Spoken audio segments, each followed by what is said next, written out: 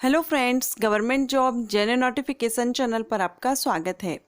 Friends, आज हम इस वीडियो में जानेंगे डीएम आप कैसे बन सकते हैं। अगर आप डीएम बनना चाहते हैं तो डीएम आप कैसे बन सकते हैं, डीएम होता क्या है, वर्क क्या रहता है, डीएम बनने के लिए आपके पास क्या क्वालिफिकेशन होना चाहिए, आपको कौन सा एग्ज़ाम देना होगा, एग्ज़ाम पैटर्न क्या रहता है, सिलेक्शन प्रोसीजर क्या है, सैलरी क्या रहती है, ये सारी जानकारी हम स्टेप बाय स्टेप इस वीडियो में जानेंगे। लेकिन वीडियो स्टार्ट करने से पहले अगर आप चैनल पर फर्स्ट टाइम विजिट कर रहे हैं तो चैनल को सब्सक्राइब कर लीजिएगा और बेल आइकन को प्रेस कर लीजिएगा ताकि मैं जब भी कोई वीडियो अपलोड करूंगी तो आपको नोटिफिकेशन टाइम से मिल सकेगा। चलिए अभी हम वीडियो स्टार्ट करते हैं और जानते हैं डीएम के बारे में। डीएम क्या होता है, तो डीएम का जो फुल फॉर्म है वो है डिस्ट्रिक्ट मजिस्ट्रेट, शॉर्ट में डीएम कहते हैं। फुल फॉर्म है इसका डिस्ट्रिक्ट मजिस्ट्रेट या जिला मजिस्ट्रेट। जिला का मुख्य कार्यकारी या प्रशासनिक और राजस्व अधिकारी होता है। डीएम का जो कार्य रहता है वो कानून व्यवस्था को बनाए रखना है। जिस भी डिस्ट्रिक्ट में पोस्टेड है उस डिस्ट्रिक्ट की वार्षिक रिपोर्ट तैयार की जाती है, जैसे कि कोई भी घटनाएं वहाँ पर जो घट रही हैं, अपराध जो किए जा रहे हैं, उसकी एक रिपोर्ट तैयार करके सरकार को देना होता है। सो डीएम बनने के लिए आपके पास क्या क्वालिफिकेशन होना चाहिए, अब हम वो देख लेते हैं। तो अगर आप डीएम बनना चाहते हैं आपके पास मिनिमम क्वालिफिकेशन आपका ग्रेजुएशन ज़रूरी है। किसी भी डिसिप्लिन से, आपने आर्ट सब्जेक्ट से हैं, कॉमर्स से हैं या साइंस सब्जेक्ट से हैं, किसी भी सब्जेक्ट से हैं, आपने ग्रेजुएशन कंप्लीट कर लिया है तो आप डीएम बन सकते हैं। इसके लिए जो एग्ज़ाम होता है वो आप एग्ज़ाम दे सकते हैं। सो आपका ग्रेजुएशन ज़रूरी है। नेक्स्ट हम देखेंगे एज लिमिट क्या होनी चाहिए। तो इसमें जो एज लिमिट है वो 21 से 32 साल ग्रेजुएशन के बाद होता है, इसलिए मिनिमम एज 21 है एंड मैक्सिमम 32 ईयर्स है। ये जनरल कैटेगरीज के लिए है, लेकिन अगर आप रिजर्व कैटेगरीज से बिलोंग करते हैं तो आपको इसमें रिलैक्सेशन दिया जाता है।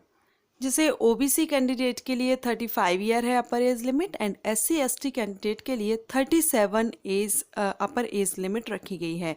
सो इस तरह से जनरल कैटेगरीज को अगर आप बिलोंग करते हैं तो 32 ईयर्स है इसके लिए एज लिमिट। एलिजिबिलिटी ग्रेजुएशन है, एज लिमिट आपकी 21 से 32 साल है जनरल कैटेगरीज के लिए। अब अगर हम अटेम्प्ट देखें आप कितने बार इसका एग्ज़ाम दे सकते हैं, तो जनरल कैटेगरीज के लिए ये 6 अटैम्प्ट रहते हैं। 6 बार आप एग्ज़ाम देते हैं आपकी जो एज है अपर एज लिमिट तक, ओवर एज होने तक। ओबीसी कैंडिडेट के लिए 9 अटैम्प्ट हैं, सॉरी, ओवर एज तक मीन्स 35 ईयर्स अगर आप क्रॉस नहीं करते हैं तब तक आप 9 बार इसका एग्ज़ाम दे सकते हैं। इसके बाद एससी एसटी कैंडिडेट के लिए अगर देखें तो इनके लिए अनलिमिटेड है ओवर एज होने तक। 37 ईयर जब तक आप क्रॉस नहीं कर लेते हैं या जो भी आपको रिलैक्सेशन दिया जा रहा है एज में, उस तक आप इसमें कितने भी बार आप इसका एग्ज़ाम दे सकते हैं। सो ये है एलिजिबिलिटी की बात, एज लिमिट की बात एंड अटेम्प्ट की। अब हम देखेंगे आपको कौन सा एग्ज़ाम देना होगा डीएम बनने के लिए। सो इसके लिए आपको यूपीएससी के द्वारा एग्ज़ाम कंडक्ट कराया जाता है। सीएसई सिविल सर्विस एग्ज़ाम आपको देना होता है, उसके बाद आप डीएम बनते हैं। अगर आप डीएम बनना चाहते हैं तो ये यूपीएससी के द्वारा ही एग्ज़ाम कंडक्ट कराए जाते हैं। लेकिन मैं आपको कहूँगी यहाँ पर आप डायरेक्ट डीएम नहीं बनते हैं। जब आप ये एग्ज़ाम देते हैं तो ये एग्ज़ाम क्लियर करने के बाद आप इसमें आईएएस ऑफिसर बनते हैं। आईएएस ऑफिसर जो रहते हैं वो बाद में प्रमोट होते हैं 2 से 3 साल या जितना भी ड्यूरेशन आपका रहता है, 3-4 साल का, 5 साल का, उसके बाद आप प्रमोट होते हैं और प्रमोशन के बाद आप डीएम बनते हैं। जो आईएएस ऑफिसर्स होते हैं वही आगे डीएम बनते हैं। सो अगर आप डीएम बनना चाहते हैं तो आपको पहले आईएएस के एग्ज़ाम देना होगा, आईएएस ऑफिसर बनना होगा, उसके बाद आप डीएम बन जाएंगे। चलिए अब हम जान लेते हैं इसका सिलेक्शन प्रोसीजर क्या रहता है। सो सिविल सर्विस एग्जाम जो यूपीएससी के द्वारा कंडक्ट कराया जाता है, आईएएस ऑफिसर आप बन रहे हैं, एग्जाम दे रहे हैं, तो उसका जो सिलेक्शन प्रोसीजर है वो 3 स्टेप में रहता है, जैसे कि pre exam, mains exam and interview. Prelims exam clear करने के बाद आप मेन एग्ज़ाम दे सकते हैं। मेन एग्ज़ाम जब आप क्लियर कर लेते हैं तो आपको इंटरव्यू के लिए कॉल किया जाता है और इंटरव्यू क्लियर करने के बाद में आपको ट्रेनिंग दी जाती है और उसके बाद आप एक आईएएस ऑफिसर बनते हैं। और जिस तरह से मैंने बताया प्रमोट होते हैं, कुछ टाइमिंग के बाद आप डीएम बन जाते हैं। सो चलिए अब हम जानते हैं स्टेप बाय स्टेप तीनों एग्ज़ाम के बारे में।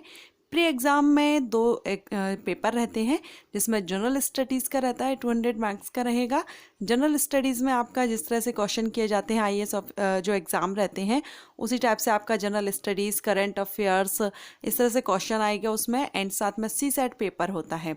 इसको क्लियर करने के बाद आप मेन एग्ज़ाम देते हैं और मेन एग्ज़ाम में आपके टोटल 9 पेपर होते हैं, जिसमें लैंग्वेज पेपर 2 रहते हैं, जिसमें से एक इंग्लिश रहता है जो कंपलसरी है, सेकंड जो लैंग्वेज पेपर रहता है वो आपकी चॉइस के ऊपर है, आप कोई भी एक लैंग्वेज उसमें चूज़ कर सकते हैं। इसके बाद आपके जनरल स्टडीज़ के 4 पेपर होते हैं। जनरल स्टडीज़ में आपका वही करंट अफेयर्स, जनरल नॉलेज आपसे की जाती है। सो जनरल स्टडीज़ है इसके 4 एग्ज़ाम, जो 4 पेपर हैं वो आपको देने होते हैं। उसके बाद में आपका ऐसे का एग्ज़ाम एक रहता है जिसमें आपको ऐसे रिटर्न राइट करना होता है। सो ऐसे क्लियर करने के बाद आपके जो लास्ट में पेपर बचते हैं वो है ऑप्शनल पेपर 2 पेपर होते हैं, ऑप्शनल रहते हैं। इसमें आप अपनी चॉइस के अकॉर्डिंग सब्जेक्ट को चूज़ किया जाता है। जिसमें भी आपको नॉलेज अच्छी है या जिसमें आपने ग्रेजुएशन किया है, आप वही सब्जेक्ट चूज़ करेंगे क्योंकि उसमें आपकी नॉलेज अच्छी होगी। सो ये ऑप्शनल रहते हैं, आप इसमें चूज़ करते हैं, आपको जो भी पसंद है या जो भी आपकी जिसमें आपकी नॉलेज अच्छी है वो पेपर इसमें रहते हैं। जो आपको 2 रहेंगे, 2 आपको इसमें पेपर देने होंगे। Pre exam and main exam clear करने के बाद आपको इंटरव्यू के लिए कॉल किया जाता है। इंटरव्यू आपका लिया जाता है और इंटरव्यू की जो मार्किंग रहती है, मेन एग्ज़ाम की जो मार्किंग रहती है, दोनों की मिला करके फाइनल मेरिट तैयार की जाती है। सो ये आपका सिलेक्शन प्रोसीजर है, किस तरह से आपको सिलेक्ट किया जाता है। उसके बाद आपको ट्रेनिंग के लिए भेजा जाता है, आपको ट्रेनिंग दी जाती है। ट्रेनिंग क्लियर करने के बाद मीन्स आपका जो भी 1-2 साल का, जैसे मैंने बताया, आप एज अ IAS ऑफिसर आप पोस्टेड रहते हैं। उसके बाद आपको DM के लिए प्रमोट किया जाता है। अब हम सैलरी अगर देखें, DM की सैलरी क्या रहती है, तो सैलरी यहाँ पर डिस्ट्रिक्ट मजिस्ट्रेट की काफ़ी अच्छी रहती है और फैसिलिटीज़ भी काफ़ी दी जाती हैं। सैलरी लगभग अगर हम देखें स्टार्टिंग तो 75,000 से 1 लाख तक पर मंथ रहती है।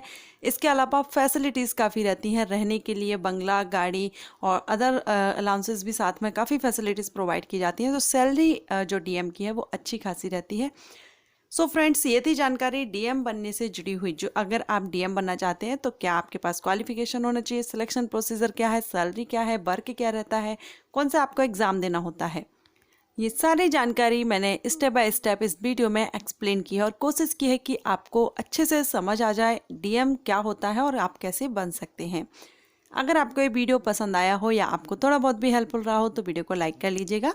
चैनल को सब्सक्राइब करके बेल आइकन को भी प्रेस कर लीजिएगा ताकि आपको नोटिफिकेशन टाइम से मिल सकेगा। Thank you.